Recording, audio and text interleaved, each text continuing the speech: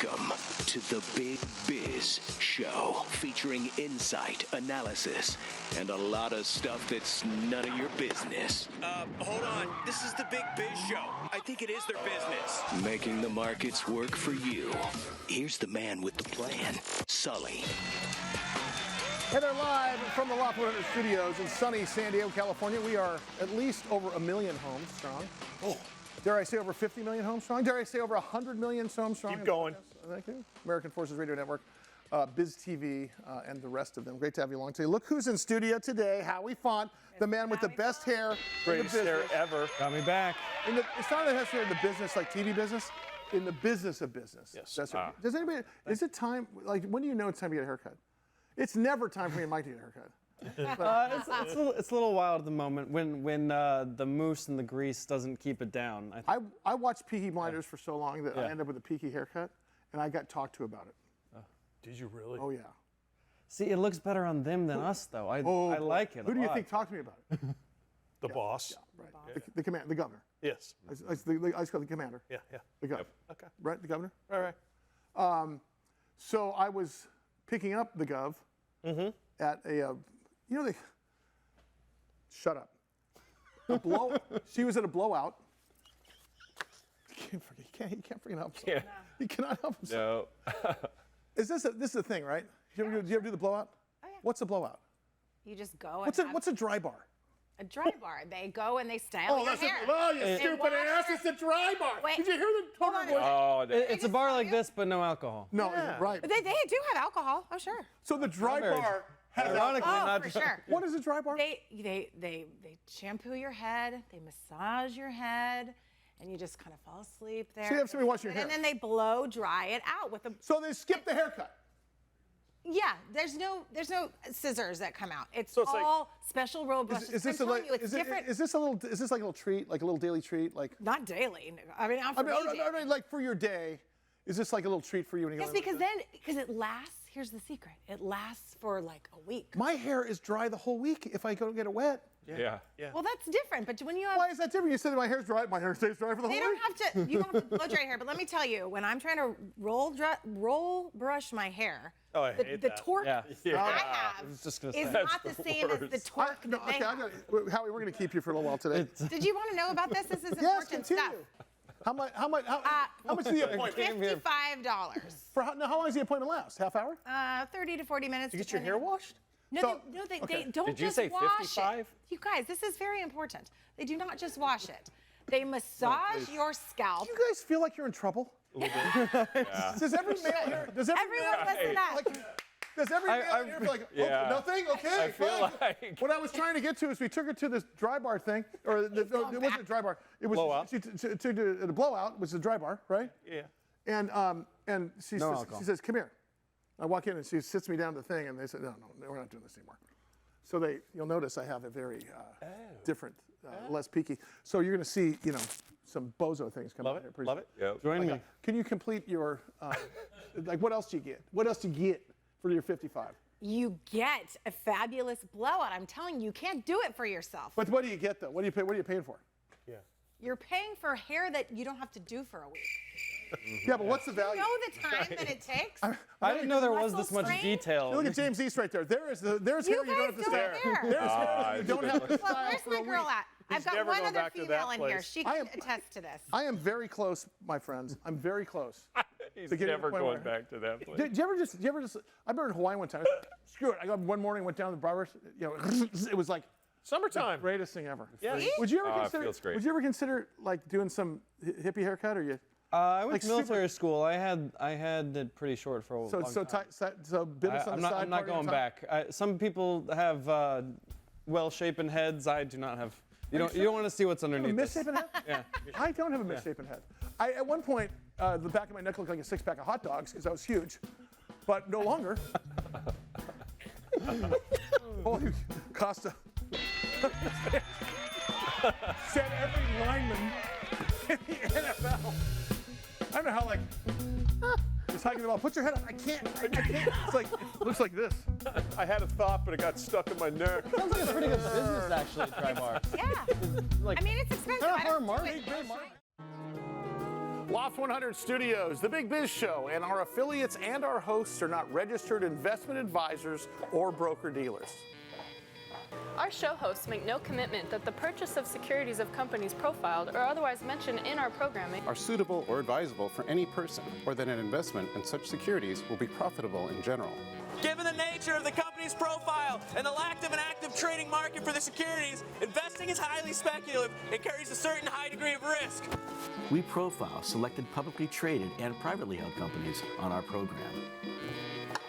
Most of these companies that we profile have provided compensation to Loft 100 Studios and its hosts for the profile coverage. From time to time, we sell shares of the companies profiled in the open market that we receive as compensation for coverage of client companies. But never sell stocks if we are speaking about interviewing or covering a public company who has paid compensation. Specific questions on compensation can be obtained by contacting producer at SullyCrew.com.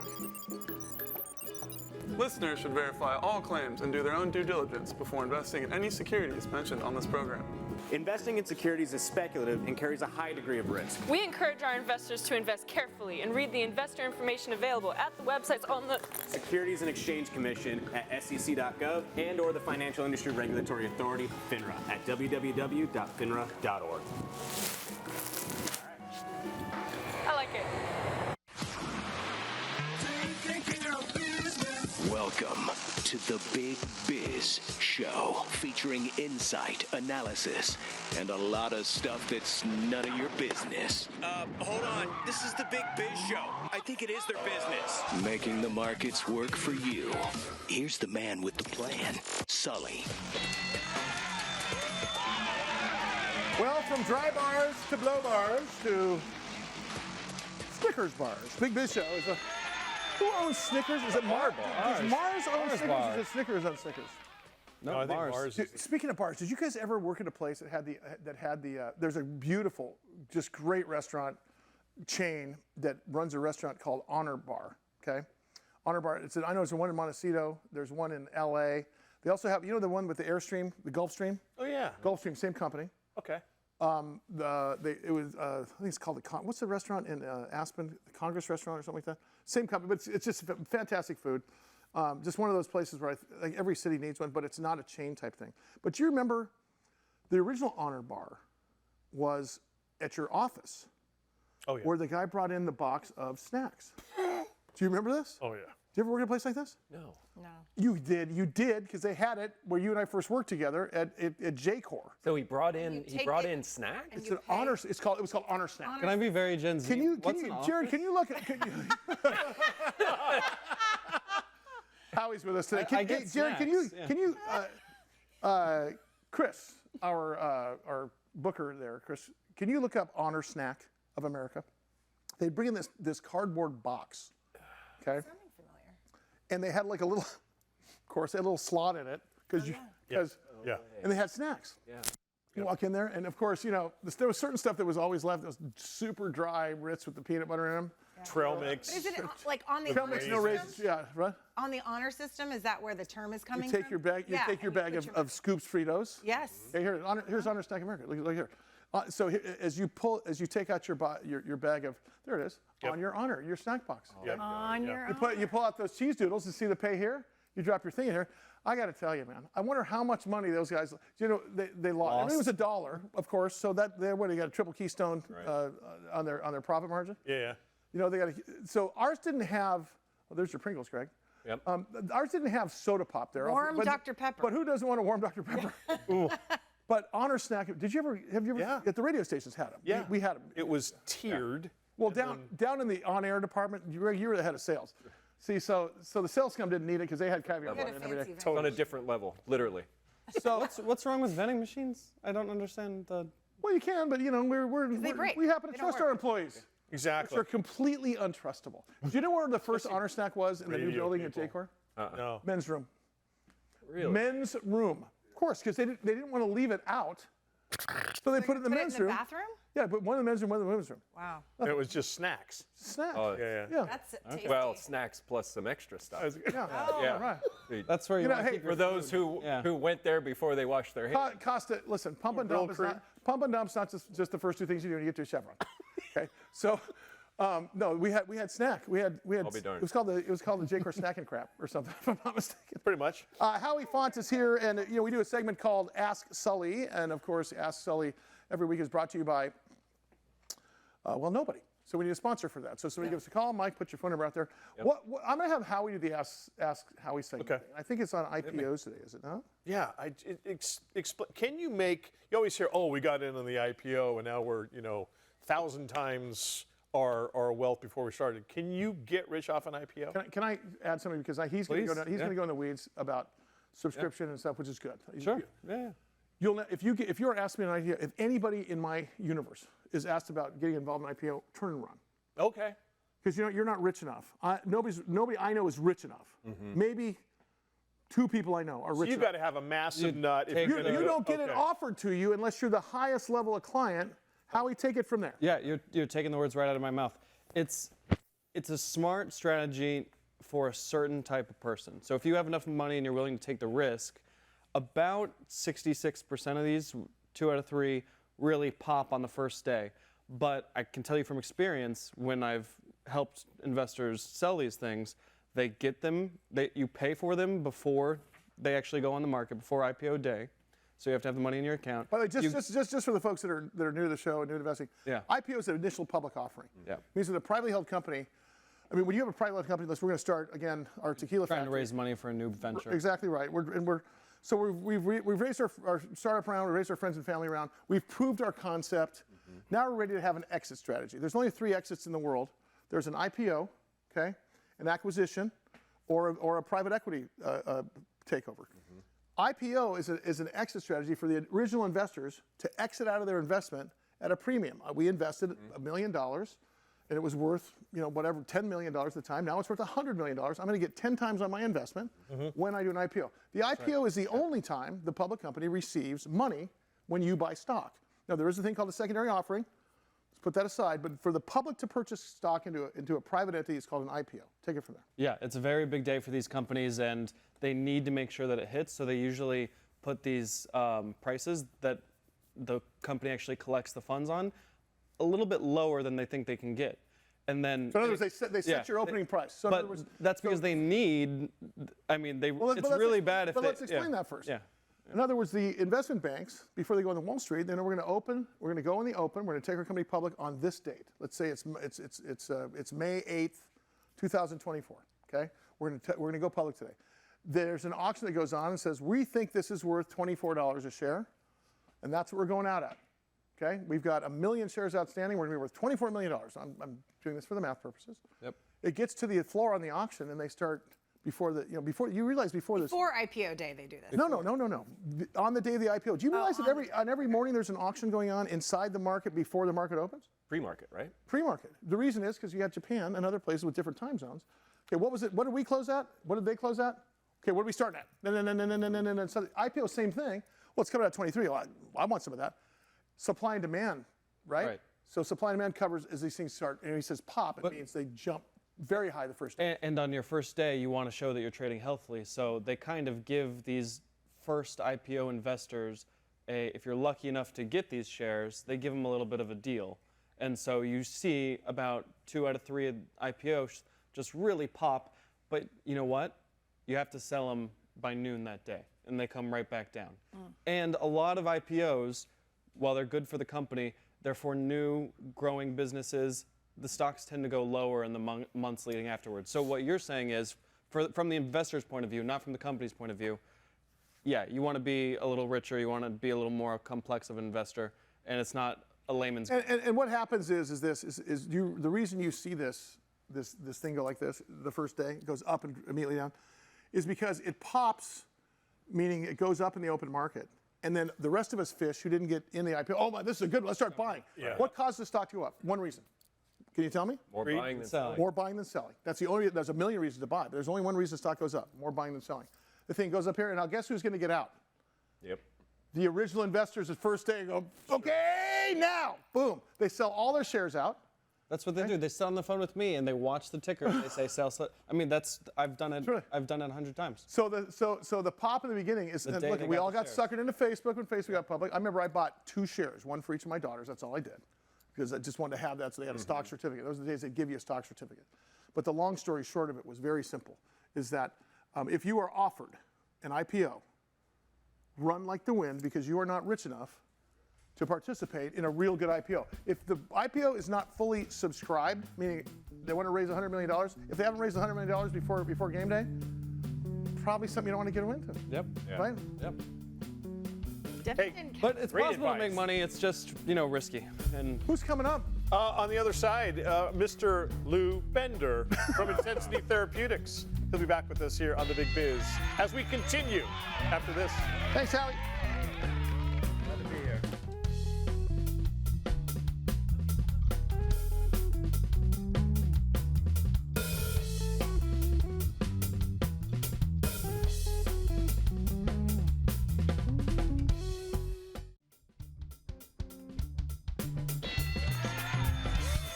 Big Biz Show.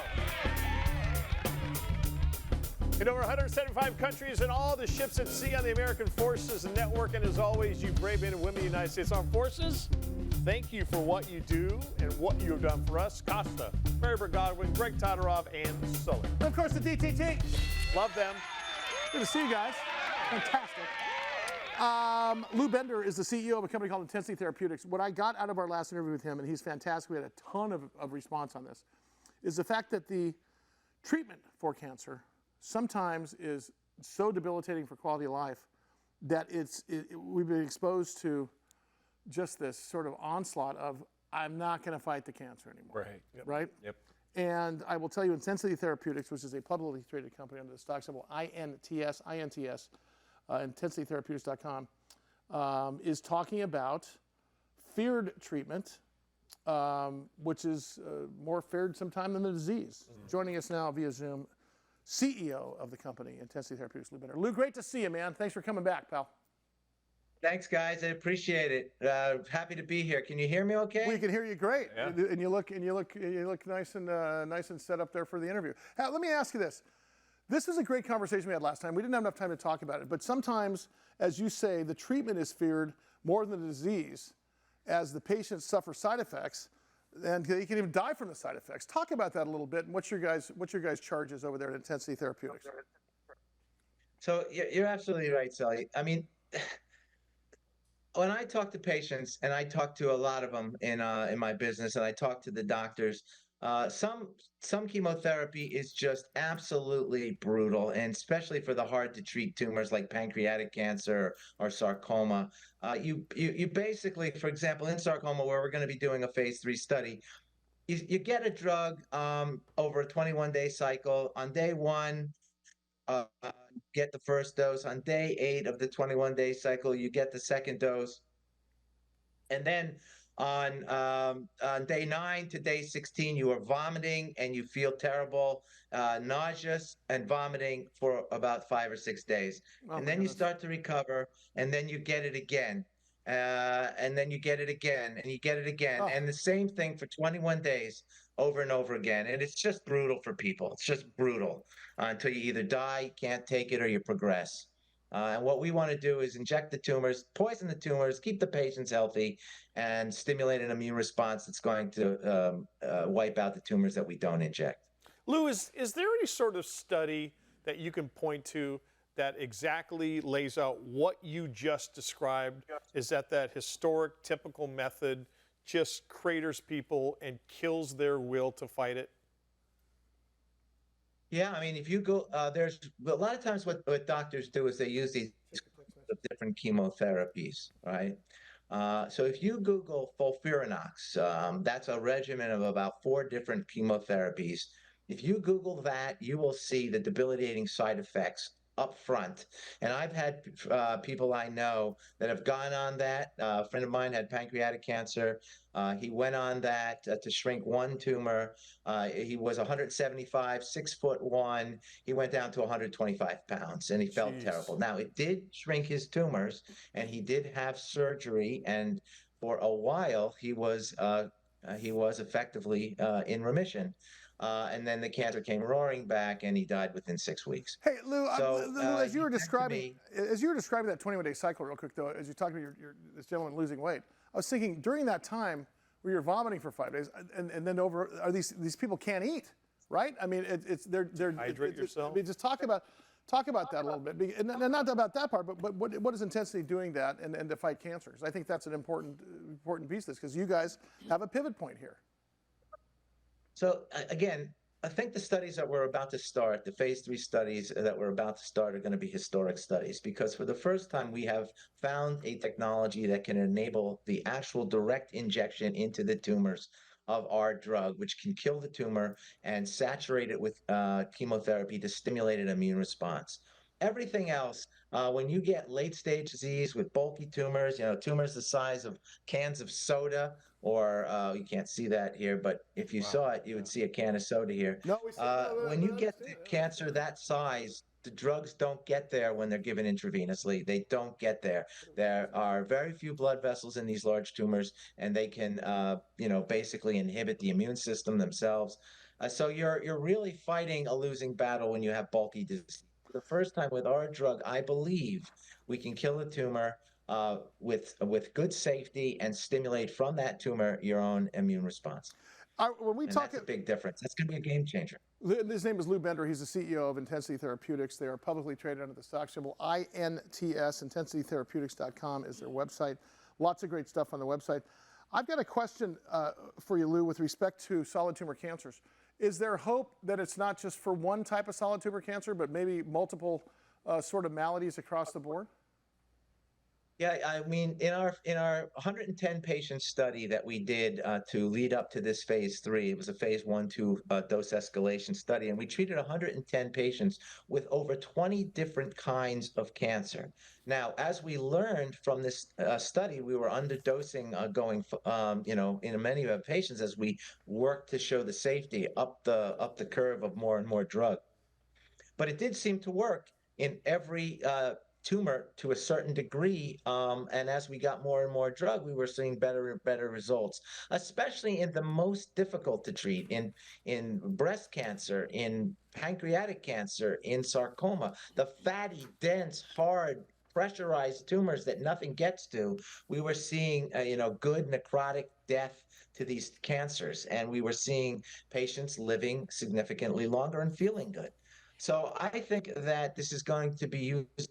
Obviously, we're doing it in 2 kits already, but I think it'll be usable. It's a physical diffusion process. A tumor, it's real simple. A tumor is fat and water, dense fat and water. If you put a water-loving drug into a dense fat environment, it's not going to stay. We have a technology that allows it to be absorbed by these dense fat tumors, and we think it's going to be effective in many, many more patients than just 1 or 2 cancers. Now, Lou, would these therapies be used in conjunction with chemo and radiation, or are you thinking it would take over the process completely? Well, in the metastatic study we're going to do, it's our drug head-to-head against metastatic, no other drug necessary, metastatic chemotherapy, the standard of care chemotherapy. Head-to-head, not necessary. Now, in some cases, it may be advantageous to have our drug combined with chemo, and we're going to be doing a study in cancer where we will do just that.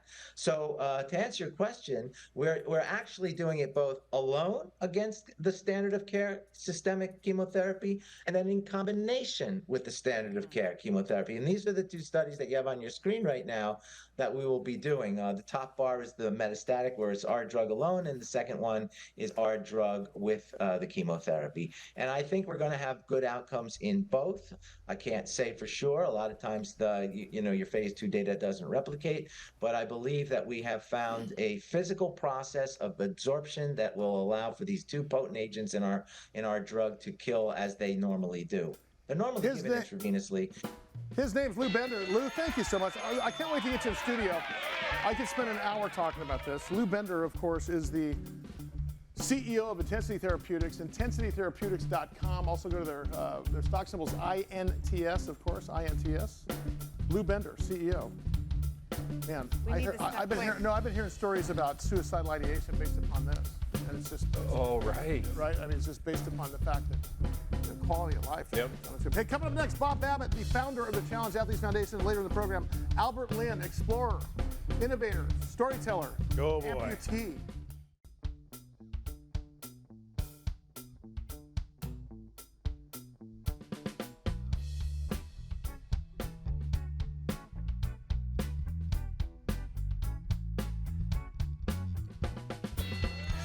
Big Biz Show, cruising along wherever you are watching. Another beautiful day here in the Loft 100 studios. Costa, Mary Bird Godwin. Our executive producer is Greg Todoroff, and of course, Sully. And we are brought to you by Prudential. Let Prudential be your rock for retirement. Also brought to you by Bayer Advanced. Better science, better results. Do not take this. It's not aspirin. It is fertilizer, Mike. So I know. Put on your I learned the hard way.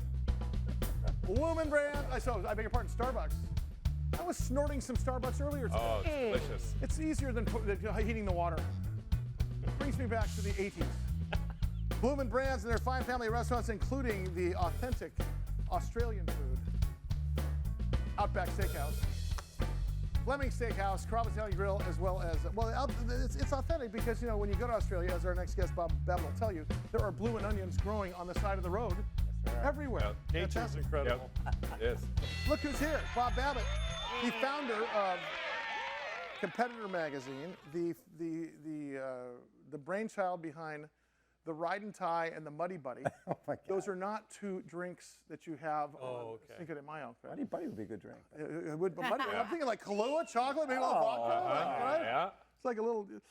Let's As can a new it. company. He's an entrepreneur. Bob Babbitt also is the founder of one of the founders of Challenge Athletes Foundation, and he interacts with Challenge athletes competing across the country. He also has Babbittville, which is one of the most popular podcast radio shows in the country. And what else you got? What else you got for me? Our YouTube show, Breakfast with Bob. Oh, that's right.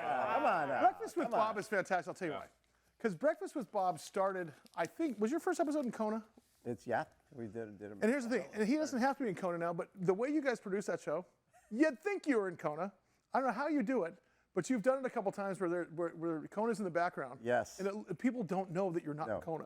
It's our not quite Kona edition. We actually have Pancho Man, our ukulele player, Pancho Man, leading in those interviews he's standing where we do the show in Kona. We filmed that. No way. Let's talk about some of the unique athletes you've brought to our program.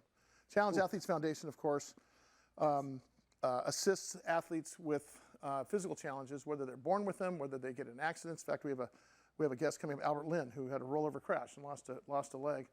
And what's interesting is that childhood obesity is prevalent in kids anyway, but when you lose a limb, even worse. 30% more prevalent. Yep. And the thing is, insurance companies do not pay for anything but a prosthetic leg, a regular wheelchair, and the like. In other words, those running blades, those hand cycles, are all expensive. So I'll let you take it from there and talk about the mission. Well, the mission basically is when we found out when our buddy Jim McLaren been a football player at Yale and ended up getting hit by a New York City bus when he was on his motorcycle, losing a leg. By the way, that's part one. Continue. I'll let you continue. He comes back from that to run a 3:16 marathon with a walking leg, long before high-end prosthetics. Before you had the bouncy, we're talking one step up from Captain Hook. Yeah. And then he went 10:42 in Kona at the Ironman, which is where I met. Now what's a champion do and what's Johnny Lunchbucket do when they go to Ironman? Ironman, the cutoff time is 17 hours. He was top 20% everybody in the race with a walking leg. No. Oh my God. Yeah. And he had gone from being a 300-pound offensive lineman to a 200-pound endurance athlete. What year was this, roughly? When he got injured in '85, First injury was 85. He came to Ironman and did it in 89, 90, 91. Can you imagine? So that is multiple. He kept going back. 25 years ago. It kept getting faster. Oh, so then continue the story though, because that's part one. So then he's sponsored by Budweiser. He's traveling the world. Everybody knows who he is. He's a one-legged guy, the Babe Ruth of amputee athletes. And then 8 years later, he's racing in Mission Viejo. A van goes through a That's in closed California, intersection. folks, by the way. Goes through a closed intersection, hits the back of his bike, propels him headfirst into a pole. This is a van does this. Guy who's already an amputee becomes quadriplegic. No way. That was it. This is part two. That's part two. And so then he was at a point where he didn't want to live. He didn't want to do it again. What is the thing you say always when someone wakes up paralyzed? Paralyzed. Talk about the parent thing, because I think this is always really prolific for me when you. Well, we come in at basically the lowest moment of somebody's life. Yeah. And at that point, and that's I think what makes CF so special is we come at the lowest moment of somebody's life, and then you don't know where that's going to go. Next thing you know, they're doing the Paralympics, they're doing the Ironman. Well, but the thing is that as you said before, though, you wake up paralyzed as a young person, and suddenly you are in the care of your parents again. Well, that's the thing. Talk about that. Yeah, what the main deal is when Jimmy got injured that second time, we realized that we needed to do something special for him. So we put on this little triathlon. And the goal is when you lose independence, all of a sudden you're in a wheelchair. Here come mom and dad back in your life. You're 30 years old. Here come mom and dad back in your life. And that's what I learned through Competitor Magazine from interviewing paralyzed athletes. Yeah. Is that's what they would tell me. So when Jimmy got injured that second time, our goal was to buy a van with hand controls to give him independence so that he'd be able to move on with his life. And then we did that. Goal was to raise 25. We raised 49. And we thought, okay, we're done. We're ready. We get Jimmy the van. Then 3 amputee women who were friends of Jimmy's raced that day. And they came up to us and said, it's great we did it for Jimmy, but did you know when you get injured? We want a van too. Yeah. When you get injured, your health insurance covers a walking around leg in an everyday wheelchair. Nothing to do with sport is covered by insurance because they consider sport a luxury. How much is luxury item? How much is a pair of those legs if you lost your legs? Figure $15,000 each. Wow. So $30,000. Wow. And those racing, those incumbent cycles, right. That can go from 5 to 7, 8 So grand. a single blade is 15 grand. 15 grand, because it has to be totally customized to you, right? It has to be built to you. So you gain a pound, lose a pound. Yeah. Absolutely. That socket needs to be built to you. How many grants have you given thus far? How much money have you raised after that first? How much did you raise for him again? We have now raised $178 million. And his grant was how much? The first one was to buy him the van was $25,000. So $25,000 to how many millions? $178 million. We sent out 48,000 grants to challenged athletes in all 50 states, 73 countries. And with the grant we just sent out for wheelchair pickleball, now in 105 different sports. Okay, wait a second. Wheelchair pickleball. Well, you knew that was coming. But let's talk about somebody else to shame me. How many sports did you say? 105 different sports? Yeah. So a couple of these sports are insane. You've got wheelchair tennis, you've got wheelchair basketball, you've got wheelchair pickleball, you have seated volleyball. What's it? Beep baseball. What's baseball for the blind. Baseball for the blind. What? Whoa. The beep ball. Swear to God. Wait, we had Jeremy Poinsino here, who was a blind golfer. Blind golfer. When you play beep baseball, everybody, because there's different levels of vision impairment, everybody wears eye shades, right? Okay. So when you're batting, nobody can see. Well, you've got 2 people on each team who are your guides. Okay. So I'm pitching for my team, underhand pitching. The person at the plate has a eye shade on, and he's got a bat. And when I pitch to him, the ball has a beep in it, so they can hear it. Yeah. And when they hit the ball, there's what looked like a tackling dummy down the first baseline and the third baseline. And if they hit the ball, they have to try to, the sound starts in one of the 2 tackling dummies. They run down to that base. If they get to that tackling dummy before someone picks up the ball, they're safe. Yeah. If they get the ball before they get to the base, they're out. And if somebody catches the ball on a fly, they go into the Hall of Fame. Are you the game master on these things? It's crazy. I took it to the MLB Network. We were in their studio, MLB Network, and we had Harold Reynolds and these guys. And they tried it with the eye shades, and they were fine. They ran down the first. Well, the next time we activated third baseline, and it was like, oh my God! It took them like 5 minutes to get the way done. What was the kid's name that we interviewed? Landis Sims. Landis Sims. Talk about quadruple amputee. Yeah. So Landis was introduced to us. He's missing both hands and both legs, and went on to make his high school varsity baseball team.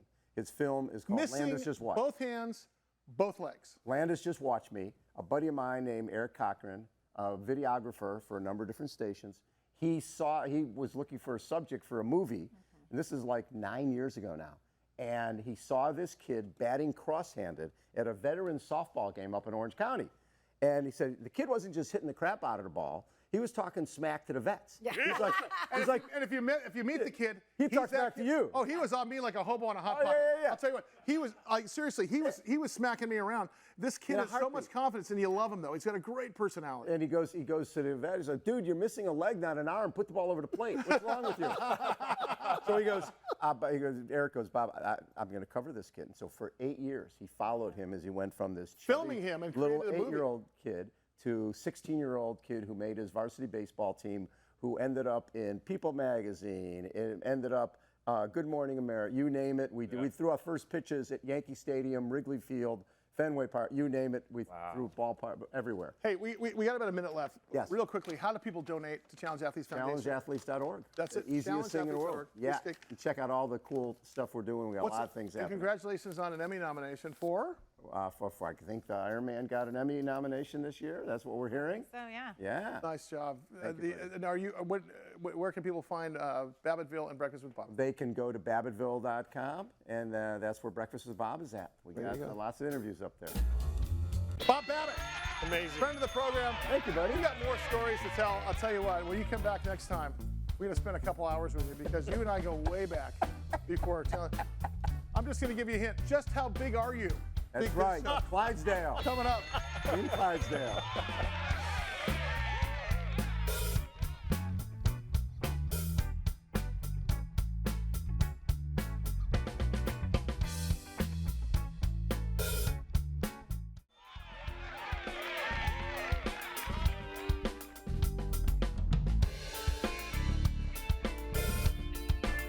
Big Biz Show.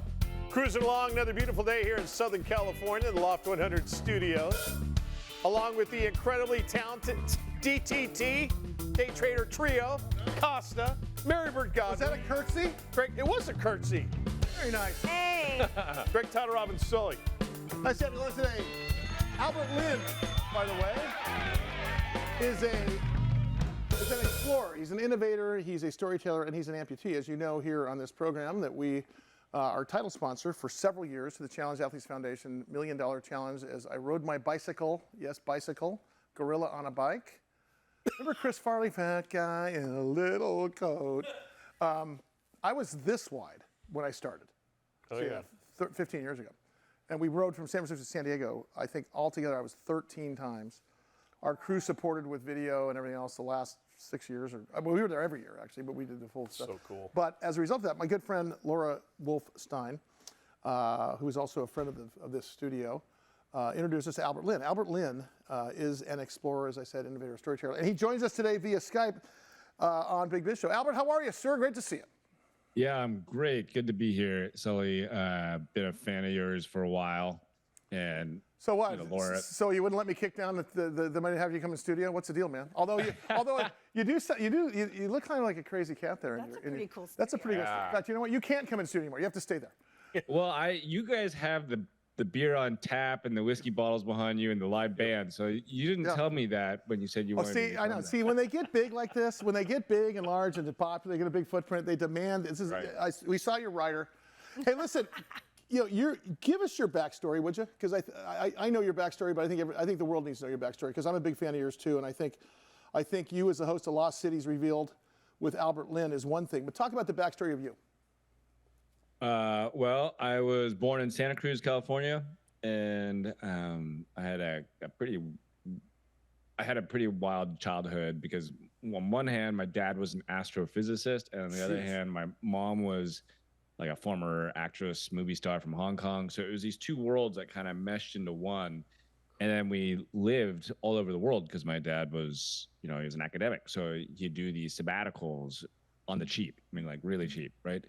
And we lived all over the world, just in these little university centers. And so then I got this big exposure to the planet at a young age. And then when I came down to San Diego about, like 20 something years ago to come to school, I it was because I saw a university on a beach, and I'm like, I want to go surfing for the rest of my life. So that's why I'm going to San Diego. But what was really cool there was that I studied engineering, and then at the time I had been watching this kind of thing unfold where tools and engineering were all of a sudden unlocking this new era of exploration in a big way, right? Like there was these guys that had rock climbed up to some cliffside in Nepal and found all these ancient manuscripts stuck in the side of a cliff because the glaciers had, kind of eroded away the side of the cliff. And I was like, oh man, there's still discovery out there, right? And then there was this other guy who was using all these bioimaging tools like X-ray and things like this to try to look between two walls where he thought this lost Leonardo would be hidden somewhere, right? So I was super enamored as a young recent graduate with the idea of trying to be an explorer in the way that you'd only see in black and white photos back in, you think it's like all over, it's all been done. But no, now it's really happening, but just with these kind of high-tech, high-adventure approaches. And so that's when sold everything I had. I moved in my car, and I gave myself a year to raise money to become a Nat Geo explorer, leading my first expedition. And now, many years later, you see all that on TV. And it's how old were you when you did that? I don't know. I think I just finished grad school, so it was in my 20s, mid. So mid-20s. it was like 3 years ago. Yep. Yeah, like 3 years. Hey, Albert, talk about. We have interviewed so many athletes on here and so many folks that had physical challenges. Talk about the amputee part. You said you had a wild childhood. I assume you started off with 10 and 10 and an arm, 2 arms, 2 legs. What happened? Yeah, that was the retro. That's old school stuff, right? Now I got the new. I've stepped into the future. I've got a prosthetic foot. Are you below the amputee? Yeah, which that's they call not even an amputee cut. anymore. Come on. Yeah, it's a paper cut. That guy's faking. I've spent so many years with challenge athletes riding 1,000 miles down the coast. That is and you know this, Alan. You know this, Albert. There were other amputees he's not even challenged. Come on. Yeah. It's kind of an inside joke, and I've always wanted to say that. So talk about how did that happen? It's kind of an advantage, honestly, because you get all the perks like the parking pass and you're still fast. And you're still faster than Mike. Yeah. You can still crush it on the pickleball. And it can surf as well as Greg. So talk about how did that happen? Well, it was just a rollover accident. I was with a buddy on his ranch out near Santee, and he had just a little 4x4 that we were riding around in, and the kids were involved. We're all just having like a great time off-roading around, and all of a sudden, boom. And that's the thing. It's like you'd think, okay, I've traveled the whole world. I've spent time in the mountains of Mongolia. I've traveled through the Pacific Islands. I've been in, I was just in Sudan and Egypt and all these other places going into these tombs or I was literally in Iceland 2 weeks ago. Yeah, here in this one, I'm in Oman, dropping into a 400-foot cave in the middle of the desert. Did you say Oman? See, the adventure's not dropping in the cave. The adventure is flying to Oman. Oman. Right, yeah. Seriously. Wow. Albert, we've got just a couple of minutes left here. What's the latest on the docket? What about your latest projects? Well, super excited about what just came out, which was The Lost Cities Revealed, which is actually going to be up for an Emmy, International Emmy this year. Good for you. Wow. God bless you. What I'm really trying to do now is also see where I can expand the reach in terms of. I gotta stop you. Is that steel blue? Is that steel blue look, Mike? Oh, that's from Zoolander. If it's yeah. not, Okay, pull that. I want that. There it is. Put blue steel. I can only turn left. It is blue steel. Can you put it on the big screen? Look at this. Turn around here, folks. Yep. See, look at the big screen. Oh, it is. Can you show the big screen from where you are, Jared? I'm not sure if you can do that. Look at this. It is. It's blue steel. Yeah, there it is. It is the blue steel look. Lost Cities Revealed with Albert Blue Steel Lynn. I got the black lung. You are a handsome SOB. Can I tell you? I'm going to just do this from now on. Hey, listen, I have to tell you this. You need to come in studio and be a regular guest on this. We probably shouldn't. Seriously, I think you're fantastic. We're a little short on time here, but long story short, no worries. We want to have you. I want to talk to you about keynote speaking down here in San Diego. We want to maybe send Mike with you on some adventure here in San Diego. Yeah, great. Maybe do an El Cajon speed. I want to go with him to feed the tigers in India, and then find out if you can pull a blue steel. Can Yeah. you pull a blue steel? Give us blue steel real quick. Yeah. Mike. I think that blue steel look for Mike is, yeah. You're not even on you yet. Do Oh, it, Russ. there. Okay. Albert, thank you, brother. Albert Lynn. Nice to meet you. For Innovator Storyteller, you can go to explorealbert.com or Instagram explorealbert. See you in a bit. I'm going to check out that show. Oh, my God. I don't have this in